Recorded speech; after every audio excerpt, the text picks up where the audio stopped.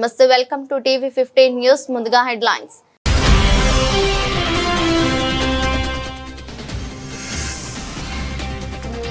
Asia cup hockey విజేత భారత్ దక్షిణ కొరియాపై 4-1 తేడాగా విజయం సాధించిన భారత హాకీ జట్టు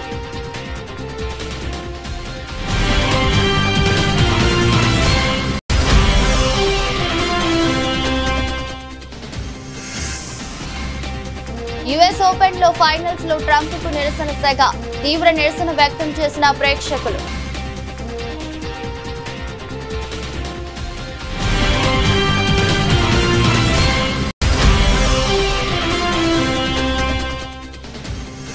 క్షమాపణ చెప్పేంత తప్పేమీ భారత్ చేయలేదన్న కాంగ్రెస్ ఎంపీ అమెరికా వాణిజ్య మంత్రి హోవార్డ్ లుత్నిక్ వ్యాఖ్యలను తిప్పికొట్టిన శెస్తరు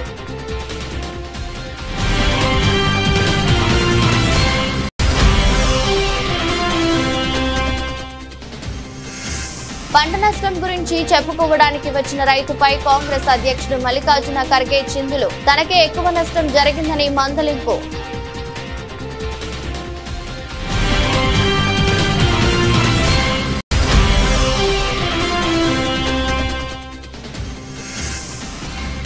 రాష్ట్రంలో ఎరువుల కొరత వాస్తవమే క్షేత్రస్థాయిలో రైతులు ఇబ్బందులు పడుతున్నారన్న మంత్రి Ponnam Prabhakar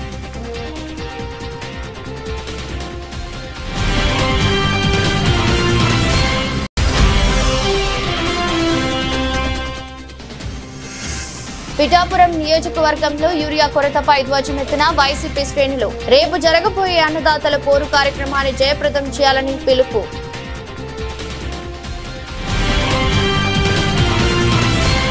Asia hockey cup 2025లో భారత హాకీ జట్టు అద్వితీయ విజయం సాధించింది. బీహార్లోని రాజ్గిర్ వేదికగా డిఫెండింగ్ ఛాంపియన్ దక్షిణ కొరియాతో జరిగిన ఫైనల్ మ్యాచ్ లో భారత్ 4-1 తేడాతో గెలుపొందింది. ఈ ఘన విజయంతో భారత్ 4సారి ఆసియా కప్ ను కైవసం చేసుకుంది. అంతేగాక వచ్చే ఏడాది జరిగే హాకీ ప్రపంచ కప్ కు అర్హత సాధించింది. ఇంతకు ముందు భారత్ 2003, 2007, 2017లో ఆసియా కప్ విజేతగా నిలిచింది. ఇప్పుడు 8 ఏళ్ల అనంతరం మరోసారి కప్ ను సొంతం చేసుకుంది. మ్యాచ్ హైలైట్స్ 1వ నిమిషం సుఖ్జీత్ సింగ్ వేగంగా ముందుకు దూసుకెళ్లి తొలి గోల్ ను నమోదు చేశాడు. 28వ నిమిషం దిల్ ప్రీత్ సింగ్ బలమైన దాడితో 2వ గోల్ సాధించాడు. 45వ నిమిషం అదే దిల్ ప్రీత్ తన 2వ వ్యక్తిగత గోల్ తో భారత్ ఆధిక్యాన్ని పెంచాడు. 50వ నిమిషం అమిత్ రోహిదాస్ బలమైన ఫినిషింగ్ తో 4వ గోల్ కొట్టి విజయం ఖరారు చేశాడు. ఈ విజయంతో భారత హాకీ జట్టు 2026లో ఆగస్టు 14 నుంచి 30 వరకు బెల్జియం మరియు నెదర్లాండ్స్ వేదికగా జరగబోయే హాకీ ప్రపంచ కప్ టోర్నీకి అర్హత సాధించింది. ప్రపంచ స్థాయిలోనూ ఇదే పటిమ చూపాలని భారత్ ఆశిస్తుంది. న్యూయార్క్ లో యుఎస్ ఓపెన్ 2025ను వీక్షించడానికి వెళ్లిన అమెరికా అధ్యక్షుడు డొనాల్డ్ ట్రంప్ కు అభిమానుల నుంచి ఊహించని నిరసన ఎదురైంది. ఆయన రాక కారణంగా పురుషుల సింగిల్స్ ఫైనల్ ఆలస్యం కావడంతో ప్రేక్షకులు తీవ్ర అసహనం వ్యక్తం చేశారు. స్టేడియంలోని స్క్రీన్ పై ట్రంప్ కనిపించినప్పుడు గట్టిగా అరుస్తూ తమ వ్యతిరేకతను తెలిపారు. కార్లోస్ అల్కరాజ్, జానిక్ సిన్నర్ మధ్య జరిగే యుఎస్ ఓపెన్ పురుషుల సింగిల్స్ ఫైనల్ మ్యాచ్ కోసం వేలాది మంది అభిమానులు ఆర్థర్ యాష్ స్టేడియానికి చేరుకున్నారు. అయితే ఈ మ్యాచ్ కు ట్రంప్ హాజరవుతున్నారన్న వార్తతో సీక్రెట్ సర్వీస్ అధికారులు భద్రతను అసాధారణ స్థాయిలో కట్టుదిట్టం చేశారు.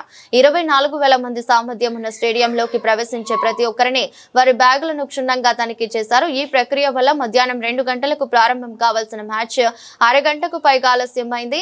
ఈ ఆలస్యంపై అభిమానులు తీవ్ర ఆగ్రహం వ్యక్తం చేశారు. ఇదంతా 100% ఆయన వల్లే జరిగింది. ఇది చాలా స్వార్థపూరితమైన చర్య. తన వల్ల ఇలాంటి పెద్ద ఈవెంట్ ఆలస్యం అవుతుందని ఆయనకు తెలియదా?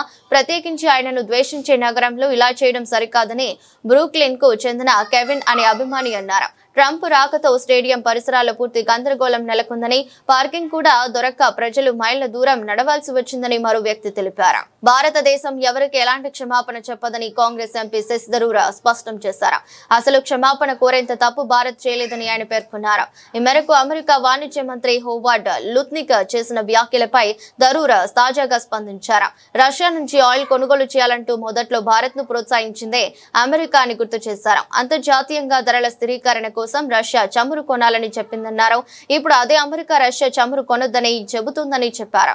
మీరు కొనమంటే కొనాలి, వద్దంటే మానేయాలా అని నిలదీశారు. ఈ సందర్భంగా లుత్నిక్ ను ఉద్దేశిస్తూ మీ దేశం విషయంలో మీకెంత సార్వభౌమాధికారం ఉంటుందో, మీ నిర్ణయాల విషయంలో మీరెంత స్వాతంత్రంగా ఉంటారో, మా దేశం విషయంలో మేము కూడా అంతే సార్వభౌమాధికారంతో స్వాతంత్రంతో వ్యవహరిస్తాం అనే విషయం అర్థం చేసుకోవాలని శస్త్రు హితవు పలికారు. వర్షాలకు పంట నీట మునిగి నష్టపోయారని ప్రభుత్వం ఆదుకోవాలని కోరడానికి వచ్చిన ఒక రైతుకు ఉపశమనం లభించకపోగా కాంగ్రెస్ అధ్యక్షుడు మల్లికార్జున ఖర్గే చేతిలో చీవాట్లు తిన్నాడు.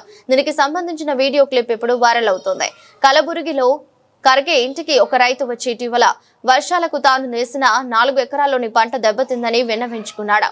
దీంతో నీవి 4 ఎకరాలే పోయాయి, నావి అంతకన్నా ఎక్కువగా 40 ఎకరాలు పోయాయి. ఇది ఎలా ఉందంటే 3 పిల్లలున్న వ్యక్తి 6 సంతానం ఉన్న వ్యక్తి వద్దకు వచ్చి కష్టాలు చెప్పుకున్నట్టు ఉంది అంటూ ఆ వ్యక్తిని మందలించాడు.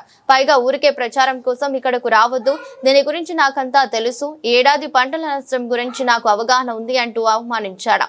అంతేకాకుండా మీకు తక్కువ నష్టం కాబట్టి తట్టుకోగలరు, పెద్ద మొత్తంలో నష్టపోయిన మాలాంటి వారికి ఇది చాలా కష్టమని ఖర్గే పేర్కొన్నారు.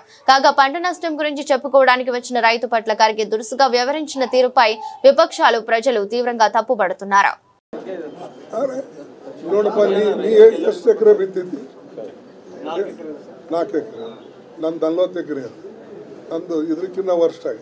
ನನಗೇನು ಹೇಳ್ಬೋದು, ಅದೇನು 6 ಆಡದವಳ ಮುಂದೆ 3 ಆಡದವಳ ಮುಂದೆ ಕೇಳ್ತೀವಿ. ಆಯ್ತು, ಗೊತ್ತದ, ಪಬ್ಲಿಸಿಟಿ ಮಾಡ್ಕೊಳಕ್ ಬರಬೇಡ. ನನಗೆ ಇದ್ರ ಬಗ್ಗೆ ಗೊತ್ತದ, ಹೆಸರು ಹೋಗ್ಯದ, ಉದ್ದು ಹೋಗ್ಯದ, ತೊಗರಿ ಹೋಗ್ಯದ. ನೀ ಏನು ಸಸ್ಟೇನ್ ಮಾಡ್ಕೊಳ್ಬೋದು, ನಮಗೆ ಸಸ್ಟೇನ್ ಆಗಲ್ಲ. ಇಷ್ಟಿಷ್ಟು ಏರಿಯಾದಾಗ ಬಿತ್ತು. ಓಕೆ, ಮೋದಿ ಶಾಕ್ ಕೇಳಿ ತೊಗರಿ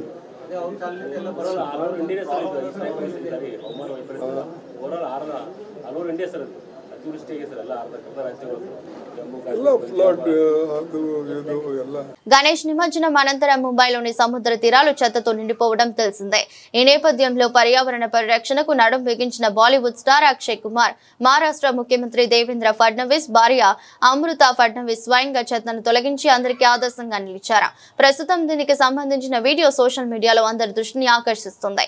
మహారాష్ట్రలో అత్యంత వైభవంగా జరిగే గణేష్ ఉత్సవాల అనంతరం ముఖ్యంగా అనంత చతుర్దశి రోజున జుహు, గిర్గావ్ వంటి ప్రధాన బీచ్లలో నిమజ్జనం పెద్ద ఎత్తున జరుగుతోంది. దీనివల్ల విగ్రహాల అవశేషాలు, పూలు, ఇతర పూజా సామాగ్రితో తీర ప్రాంతాలు కలుషితమవుతాయి. ఈ సమస్యను పరిష్కరించేందుకు Divya foundation, Brihan, Mumbai municipal corporation కలిసి జుహు బీచ్ లో ఈ పరిశుభ్రత కార్యక్రమాన్ని చేపట్టాయి.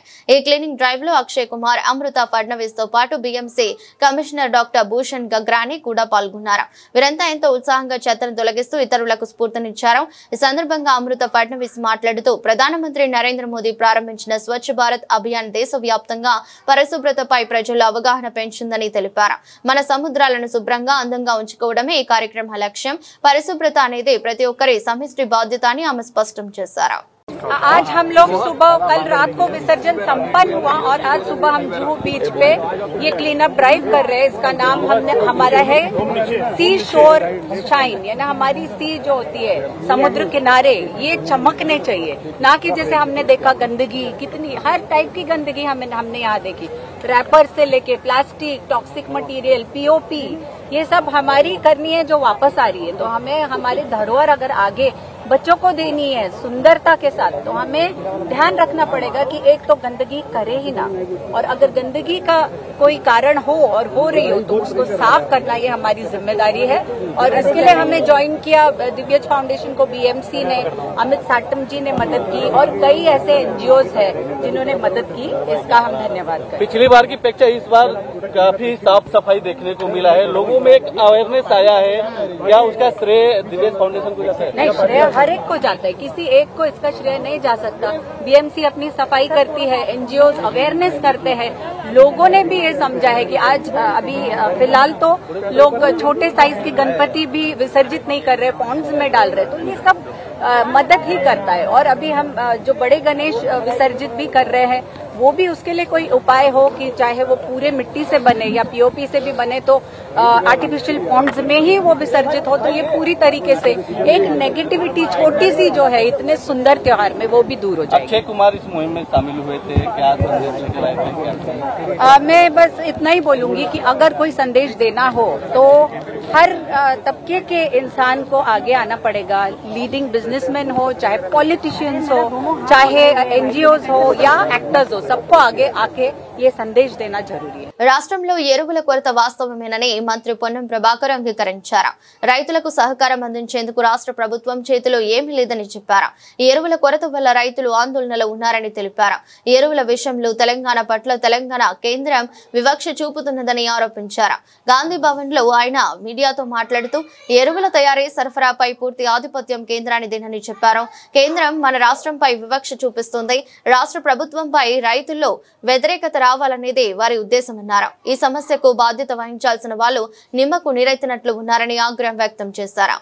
క్షేత్రస్థాయిలో రైతులు పడుతున్న ఇబ్బందిని గమనిస్తా ఉన్నా వారందరికీ కూడా రాష్ట్ర ప్రభుత్వం నుంచి మీ ఇబ్బందిని గమనిస్తా ఉన్నాం. కానీ మీకు సహకారం అందించడానికి మా చేతిలో ఎరువుల తయారీ ఉత్పత్తి లేదు. మన రాష్ట్రంలో ఉన్న రామగుండం ఎరువుల ఫ్యాక్టరీ ఉద్దేశపూర్వకంగా నిర్లక్ష్యంగా కావాల్సుకున్న 4 నెలలుగా ఉత్పత్తి కాకుండా చూస్తూ ఉన్నటువంటి పరిస్థితి ఉన్నది. మేము డిమాండ్ చేస్తాను రామగుండం ఎరువుల ఫ్యాక్టరీని ఉత్పత్తి చేసి తెలంగాణ రైతులకు ఎరువులు ఇవ్వమని.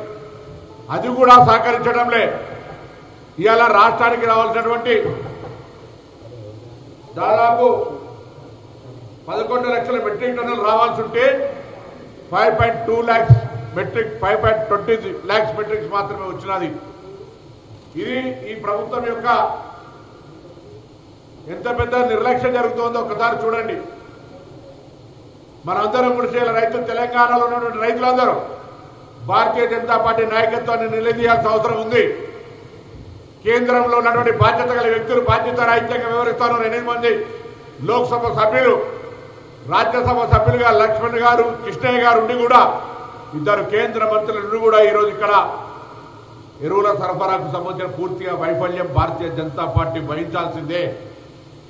నేను మళ్ళీ చెప్తా ఉన్నా, విత్తనాలు లేవన్నా, విద్యుత్ లేదన్నా, ఇంకేదైనా రైతాంగానికి ఇబ్బంది కలిగినా తెలంగాణ రాష్ట్ర ప్రభుత్వం బాధ్యత వహిస్తుంది. కానీ ఎరువులకు సంబంధించి మాత్రం పూర్తిగా తయారు సరఫరా బాధ్యత కేంద్రందే. ఇవాళ మీ మీద కేంద్రం మీద నెట్టుతున్నామని కాదు. ఫెడరల్ సిస్టమ్, రాష్ట్ర కేంద్ర ప్రభుత్వాల విధి నిర్వహణ యొక్క బాధ్యతల్లో మీరు పర్యవేక్షించినప్పుడు కూడా స్పష్టంగా రసాయనాల ఎరువులకు సంబంధించినటువంటి శాఖ కేంద్రంలో ఉంటుంది తప్ప రాష్ట్రాల్లో ఉండదు. ఒక తెలంగాణ కాదు, దేశంలో ఏ రాష్ట్రంలో ఉండదు. అందుకే ఇలా మరొకసారి కేంద్ర ప్రభుత్వాన్ని డిమాండ్ చేస్తా ఉన్నా. పిఠాపురం నియోజకవర్గంలో వైసీపీ శ్రేణులు యూరియా కొరతపై ధ్వజమెత్తారు. నియోజకవర్గ వ్యాప్తంగా రైతులకు యూరియా అందించలేకపోయిన కూటమి సర్కార్ తీరని విమర్శిస్తూ రేపు జరగబోయే అన్నదాతల పోరు కార్యక్రమాన్ని జయప్రదం చేయాలని పిలుపునిచ్చారు. పిఠాపురం వైసీపీ నాయకులు గంటేపల్లి బాబీ మాట్లాడుతూ రాష్ట్ర ముఖ్యమంత్రి చంద్రబాబు నాయుడు రైతులు పొట్టకొడుతున్నాడని, వ్యవసాయం అంటే అతనికి గిట్టదని, అందుకే వ్యవసాయం మాన్పించి రైతులను రోడ్లకి ఈడ్చి ఆ భూములు తక్కువ రేట్లకు కార్పొరేట్లకు అమ్ముకునేందుకు వ్యూహం పన్నుతున్నారని, ప్రజలకు తినడానికి తిండి లేకుండా చేయడమే చంద్రబాబు ప్రధాన ఉద్దేశమని మండిపడ్డారు. తక్షణమే రైతులకు యూరియా అందించి వ్యవసాయం చేసుకునేందుకు ప్రభుత్వం చర్యలు తీసుకోవాలని డిమాండ్ చేస్తున్నట్లు తెలిపారు. రాష్ట్ర మాజీ ముఖ్యమంత్రి వైఎస్ఆర్ కాంగ్రెస్ పార్టీ అధ్యక్షులు వైఎస్ జగన్మోహన్ రెడ్డి గారి పిలుపు మేరకు రేపు రాష్ట్ర వ్యాప్తంగా రైతన్నల పోరు, ఎరువుల బ్లాక్ మార్కెట్పై రైతన్నల పోరు కార్యక్రమాన్ని రాష్ట్ర వ్యాప్తంగా అన్ని రెవెన్యూ డివిజన్ కేంద్రాల వద్ద ఆర్డీఓలకి ధర్నా చేసి వినపత్రాలు ఇచ్చే కార్యక్రమం రాష్ట్ర వ్యాప్తంగా పార్టీ పిలుపునిచ్చింది. ఈ పిఠాపురం నియోజకవర్గం నుంచి కూడా మా నాయకురాలు వంగ గీతా విశ్వనాథ్ గారి ఆధ్వర్యంలో ఈరోజు పిఠాపురం పట్టణంలో పోస్టర్ రిలీజ్ కార్యక్రమం చేయడం జరిగింది పార్టీ ఆఫీస్ నందు. ఈ కూటమి ప్రభుత్వం వచ్చిన ఈ 15 నెలల కాలంలో ఈ రాష్ట్రంలో రైతుల పరిస్థితి ఎంతగా దిగజారిందో ఈరోజు ఒక యూరియా బస్తా కోసం కూడా పనులు మానుకుని రోజుల తరబడి సొసైటీల చుట్టూ, ప్రైవేటు షాపుల చుట్టూ తిరుగుతా రైతు పడుతున్న అవస్థలు చూసి ఈ రాష్ట్రంలో ఎప్పుడూ లేని ఈ పరిస్థితి ఎందుకు వచ్చింది? రైతే రాజు అని పిలుపునిచ్చిన రైతు బాంధవుడు డాక్టర్ వైఎస్ రాజశేఖర రెడ్డి గారి హయాంలో రైతు ఏ రకంగా బతికాడు ఈ రాష్ట్రంలో? రైతుల జీవితాలు ఏ రకంగా బాగుపడ్డాయి. తదనంతరం డాక్టర్ వైఎస్ జగన్మోహన్ రెడ్డి గారి నాయకత్వంలో 2019-24 మధ్య ఏనాడన్నా ఇలాంటి పరిస్థితి ఉందా? పండిన పంటకు గిట్టుబాటు ధర లేక, అమ్ముకునే పరిస్థితి లేక, ఈ 15 నెలల కాలంలో ప్రతి పంట పండించే రైతు కూడా ఈరోజు టమాటా రైతు, ఉల్లి రైతు, పొగాకు రైతు, అసలు అది ఇది లేదు. ఈ రాష్ట్రంలో పంట పండించే ప్రతి రైతు కూడా రోడ్డు ఎక్కాల్సిన పరిస్థితి, దేనికి గిట్టుబాటు ధర కల్పించలేని పరిస్థితి. వాళ్ళకి ఫ్రీగా ఇచ్చే ఇన్సూరెన్స్ కూడా ఈ ప్రభుత్వం తొలగించి రైతుల్ని నానా కష్టాలు పెడుతున్న తీరు ఈరోజు చాలా దారుణమైన పరిస్థితి. చంద్రబాబు నాయుడు గారి స్వభావం తెలిసిన వాళ్ళు ఎవరైనా సరే ఆయన ఎంతసేపు కూడా వ్యవసాయం దండగా అని ఎప్పటి నుంచో ఈ రైతాంగమే కక్ష కట్టి ఉన్న అతని విధానాల వల్ల రైతులు చాలా నష్టపోయారు. భాగ్యనగరంలో గణేష్ నిమజ్జనం చాలా ప్రశాంతంగా పూర్తయిందని గోషామహల్ ఎమ్మెల్యే రాజాసింగ్ వ్యాఖ్యానించారు. పోలీస్, మున్సిపల్, నీటి శాఖ, ట్రాఫిక్ శాఖ ముఖ్యమంత్రి రేవంత్ రెడ్డి నిమజ్జన కార్యక్రమానికి బాగా సహకరించారని తెలిపారు. ఈ మేరకు ఒక ప్రకటన విడుదల చేశారు రాజాసింగ్. ట్యాంకు బండుపై జరిగిన వినాయక నిమజ్జన కార్యక్రమాన్ని ముఖ్యమంత్రి రేవంత్ రెడ్డి దగ్గరుండి నిరంతరం పర్యవేక్షించారని, ఈ క్రెడిట్ ఆయనకే దక్కుతుందని పేర్కొన్నారు. ఈ సందర్భంగా సీఎం రేవంత్ రెడ్డికి ప్రత్యేక ధన్యవాదాలు తెలిపారు. ఈ క్రమంలో ముఖ్యమంత్రి రేవంత్ రెడ్డికి కొన్ని సూచనలు చేశారు రాజాసింగ్. వినాయక్ సాగర్ నీరు మురికిగా ఉందని, దురదృష్టవశాత్తు దేవుల నిమజ్జనాలను కూడా ఆ నీటిలోనే చేస్తున్నామని ఆవేదన వ్యక్తం చేశారు రాజాసింగ్. ఇలా చేస్తే పాపం చేస్తున్నట్లు అవుతుందని చెప్పుకొచ్చారు. వినాయక సాగర్ నీటిని పరిశుభ్రం చేస్తానని మాజీ సీఎం కేసీఆర్ కూడా గతంలో చెప్పారని గుర్తు చేశారు. వినాయక సాగర్ లోకి మురికి కాలువ నీరు వస్తుందని, ఆ నీటిని మళ్లించాల్సిన అవసరం ఎంతైనా ఉందని తెలిపారు. వినాయక్ సాగర్ ను వర్షపు నీటితో నింపాలని సూచించారు. రాబోయే ఏడాది వినాయక్ సాగర్ లో చేసే గణనాథుల నిమజ్జనాలను మంచి వర్షపు నీటిలో చేయాలని సూచించారు. ఇందుకోసం సీఎం రేవంత్ రెడ్డి ప్రత్యేకంగా కృషి చేయాలని కోరారు. ఇలా చేస్తే రేవంత్ రెడ్డికి, గణేష్ భక్తులందరికీ తప్పకుండా స్వామివారి ఆశీర్వాదం లభిస్తుందని ఎమ్మెల్యే రాజాసింగ్ పేర్కొన్నారు. ప్రజల ఆరోగ్య పరిరక్షణ కొరకు ప్రభుత్వం పెద్దపీట వేసి ఆరోగ్య పరిరక్షణ వసతుల కల్పన కొరకు విశేషంగా కృషి చేస్తుందని రాష్ట్ర కార్మిక శాఖ మంత్రి వాసంశెట్టి సుభాష్ తెలిపారు. సోమవారం స్థానిక ప్రాంతీయ ఆసుపత్రి నందు సుమారు 40 లక్షల అంచనా వ్యయంతో కేటాయించిన అడ్వాన్స్ లైఫ్ సపోర్ట్ 108 అంబులెన్స్ ను ఆయన ప్రారంభించారు. ఈ సందర్భంగా మాట్లాడుతూ రాష్ట్ర ప్రభుత్వం ఎన్టీఆర్ వైద్య సేవ ద్వారా 25 లక్షల వరకు వైద్య సేవలు ఉచితంగా అందజేస్తుందన్నారు. ఈ వాహనంలో అడ్వాన్స్డ్ లైఫ్ సపోర్ట్ తో ఒకేసారి 3 రోగులను తరలించేందుకు వీలుందన్నారు. ఈ వాహనంలో 28 రకాల అత్యవసర ఔషధాలు అందుబాటులో ఉన్నాయని తెలిపారు. రాష్ట్రాన్ని ఆరోగ్య ఆంధ్రప్రదేశ్ గా తీర్చిదిద్దే క్రమంలో ఆరోగ్య పరిరక్షణకై అత్యంత ప్రాధాన్యతను కల్పిస్తుందన్నారు. ప్రజల ఆరోగ్య పరిరక్షణే మా ప్రభుత్వ ధ్యేయం.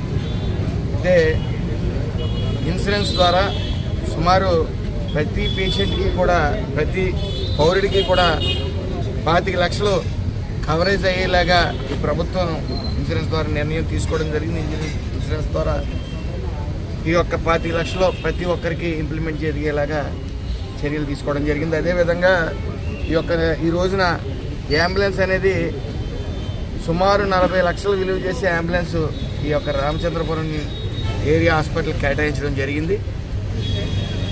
ఇందులో గతంలో బేసిక్ అడ్వాన్స్ లైఫ్ సిస్టమ్ అనేది అంబులెన్స్లో ఉండేది. మరి హై టెక్నాలజీతో ఈ రోజున అడ్వాన్స్డ్ లైఫ్ సపోర్ట్ అనేది సిస్టమ్ అనేది ఇక్కడ ఇన్బిల్డ్ చేయడం జరిగింది. సుమారు ఇందులో 42 ఎక్విప్మెంట్లు ఇందులో ఇన్బిల్డ్ అయి ఉన్నాయి. అలాగే ఏఈడి అనే సిస్టమ్ ద్వారా కార్డియాలిక్ బర్స్ట్ జరిగితే ఆటోమేటిక్గా షాక్ ఇచ్చి మళ్ళీ తిరిగి గుండె కొట్టుకునేలా చేసే ఎక్విప్మెంట్ కూడా ఇందులో పొందుపరుచుంది. మాదిగ రిజర్వేషన్ పోరాట సమితి ఆధ్వర్యంలో తెల్లాపూర్ మున్సిపాలిటీ పరిధిలోని కొల్లూరు గ్రామం బిఆర్జీ ఫంక్షన్ హాల్లో వికలాంగులు, వృద్ధులు, వితంతువులు మహాగర్జన సన్నాహక సదస్సు ఘనంగా జరిగింది. సభలో ప్రసంగించిన నేతలు ఎలక్షన్ మేనిఫెస్టోలో ఇచ్చిన హామీ ప్రకారం వికలాంగులకు 6,000 చేయూత, పెన్షన్దారులకు 4,000 పెన్షన్ వెంటనే అమలు చేయాలని రాష్ట్ర ప్రభుత్వాన్ని డిమాండ్ చేశారు.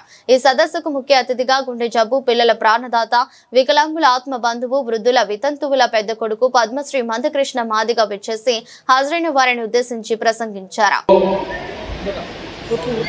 ఎన్నికలకు ముందు నాటికే 45 లక్షల మంది పెన్షన్ మీద ఆధారపడి బతికేటోళ్ళు ఉన్నారు. 10 లక్షల మంది కొత్తగా దరఖాస్తు పెట్టుకున్న అర్హులైన పెన్షన్దారులు 10 లక్షల మంది ఉన్నారు. ఈ 55 లక్షల మంది పెన్షన్ మీద ఆధారపడి బతికేటోళ్లకు కాంగ్రెస్ పార్టీ మేనిఫెస్టోలో స్పష్టంగా చెప్పింది, వికలాంగులకు 6,000 పెన్షన్ ఇస్తాము అని. వృద్ధులు, వితంతులు, ఒంటరి మహిళలతో పాటు నేత, బీడీ, గీత కార్మికులతో పాటు పెన్షన్ మీద ఆధారపడే ప్రతి ఒక్కరికి ఖచ్చితంగా 4,000 రూపాయలు పెన్షన్ ఇస్తామని చెప్పి స్పష్టంగా ఎన్నికల మేనిఫెస్టో చెప్పడం జరిగింది. అదే సమయంలో మేము అధికారంలోకి వచ్చిన వెంటనే కొత్తగా 10 లక్షల మందికి కూడా పెన్షన్ మంజూరు చేస్తామని చెప్పి రేవంత్ రెడ్డి గారు బహిరంగ సభలో మాట్లాడిన సందర్భాలు ఉన్నాయి. ఎప్పటి నుండి పెన్షన్ పెంచామని అనే మాటకు ఆయన సూటిగానే చెప్పాడు. ఎప్పటి నుండి పెన్షన్ పెంచామనే మాటకు ఆయన సూటిగానే చెప్పాడు. 2023 డిసెంబర్ 9న మీ బ్యాంక్ అకౌంట్లో ఖచ్చితంగా పెన్షన్ పడబోతుంది. 2023 డిసెంబర్ 9న ఖచ్చితంగా ఒక సంతకంతో మీ పెన్షన్ అన్ని మీకు దక్కబోతున్నాయని చెప్పి తేదీతో సహా రేవంత్ రెడ్డి గారు చెప్పారు. పాత్రికేయ మిత్రులారా, దాదాపు 45 లక్షల మంది పెన్షన్ మీద ఆధారపడే వాళ్ళకు, కొత్తగా పెన్షన్ కోసం ఎదురు చూసే వాళ్ళకు రేవంత్ రెడ్డి గారు ఇచ్చిన మాట అది. కానీ ఈ రోజుకి సరిగ్గా 21 నెలలు. హైదరాబాద్ కేంద్రంగా 12,000 కోట్ల విలువైన డ్రగ్స్ దందా జరుగుతుంటే తెలంగాణ ముఖ్యమంత్రి హోంమంత్రి రేవంత్ రెడ్డి మన పోలీసులు ఏం చేస్తున్నారని బీఆర్ఎస్ నాయకులు ఆర్ఎస్ ప్రవీణ్ కుమార్ నిలదీశారు. మహారాష్ట్ర పోలీసులు వచ్చి గుట్టు రట్టు చేసేంత వరకు పోలీస్ వ్యవస్థ ఏం చేస్తుందన్నారు. ఈ ఒక్క సంఘటన చాలు రాష్ట్రంలో శాంతి భద్రతలు ఎంతగా దిగజారాయో చెప్పడానికి. ఇది ముమ్మాటికి రేవంత్ రెడ్డి ప్రభుత్వ అసమర్థ పాలనకు నిలువుటద్దమని విమర్శించారు. మొట్టమొదట నిన్న హైదరాబాదు మహానగరంలో 12,000 కోట్ల రూపాయల విలువైన మాదక ద్రవ్యాలు అంటే డ్రగ్స్ ఒక కంపెనీలో పట్టుబడ్డాయి. బహుశా తెలంగాణ చరిత్రలోనే ఇంత పెద్ద ఎత్తున డ్రగ్స్ పట్టుబడడం అనేది మొదటిసారి. గత 7-8 సంవత్సరాల క్రితం గుజరాత్లో అదానీకి సంబంధించిన ఒక పోర్టులో 21,000 కోట్ల రూపాయల విలువైన డ్రగ్స్ పట్టుబడడం ఒక ఎత్తు అయితే, దాని తర్వాత తెలంగాణలో హైదరాబాదు మహానగరంలో 12,000 కోట్ల రూపాయల విలువైన డ్రగ్స్ ఎఫిడ్రిన్, మెఫిడ్రిన్ అనే 2 నిషేధించబడ్డ డ్రగ్స్ పట్టుబడ్డాయి. ఇక్కడ ట్విస్ట్ ఏందయ్యా అంటే, ఇది పట్టుకున్నది రేవంత్ రెడ్డి సారథ్యంలో నడుస్తున్న తెలంగాణ పోలీసులు కాదు.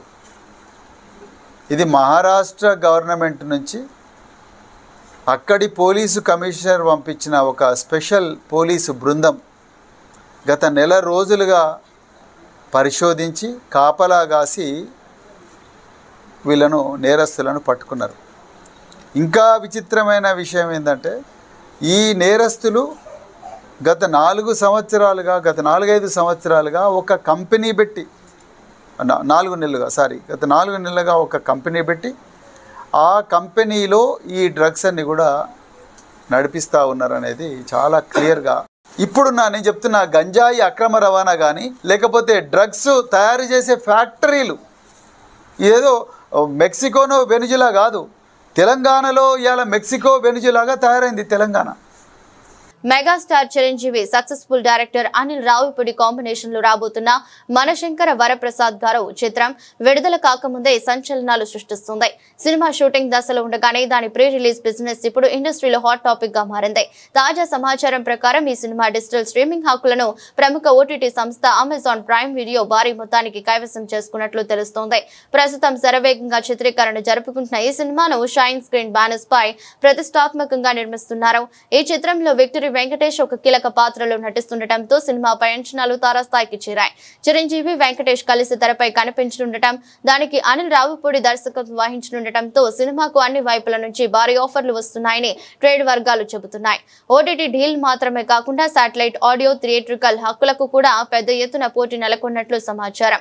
చిత్ర యూనిటీ సినిమా షూటింగ్ ను నవంబర్ నాటికి పూర్తి చేయాలని లక్ష్యంగా పెట్టుకుంది. ఆ తర్వాత పోస్ట్ ప్రొడక్షన్ పనులను వేగంగా ముగించి 2026 సంక్రాంతికి సినిమాను ప్రేక్షకుల ముందుకు తీసుకురావాలని ప్లాన్ చేస్తున్నారు. మెగాస్టార్ కెరీర్ లో మరో బ్లాక్ బస్టర్ గా నిలుస్తుందని అభిమానులు ఆశిస్తున్న ఈ సినిమా రాబోయే రోజుల్లో మరిన్ని అప్డేట్స్ తో సందడి చేయడం ఖాయంగా కనిపిస్తోంది. వార్తలు ముగించే ముందు మరోసారి హెడ్లైన్స్.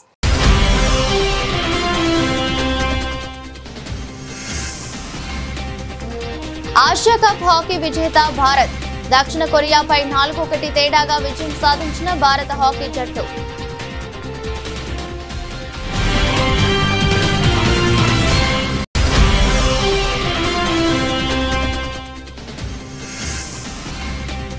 యుఎస్ ఓపెన్ లో ఫైనల్స్ లో ట్రంప్ కు నిరసన సెగ. తీవ్ర నిరసన వ్యక్తం చేసిన ప్రేక్షకులు.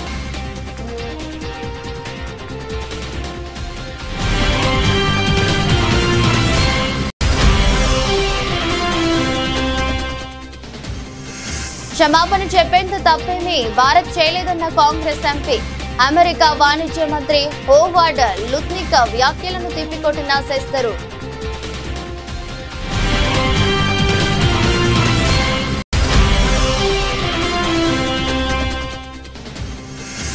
పంట నష్టం గురించి చెప్పుకోవడానికి వచ్చిన రైతుపై కాంగ్రెస్ అధ్యక్షుడు మల్లికార్జున ఖర్గే చిందులు. తనకే ఎక్కువ నష్టం జరిగిందని మందలింపు.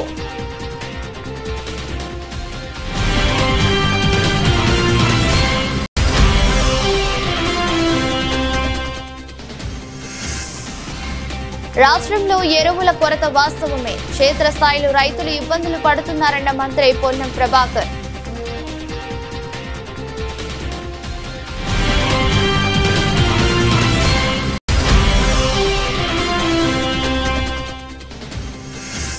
పిఠాపురం నియోజకవర్గంలో యూరియా కొరతపై ధ్వజమెత్తిన వైసీపీ శ్రేణులు. రేపు జరగబోయే అన్నదాతల పోరు కార్యక్రమాన్ని జయప్రదం చేయాలని పిలుపు.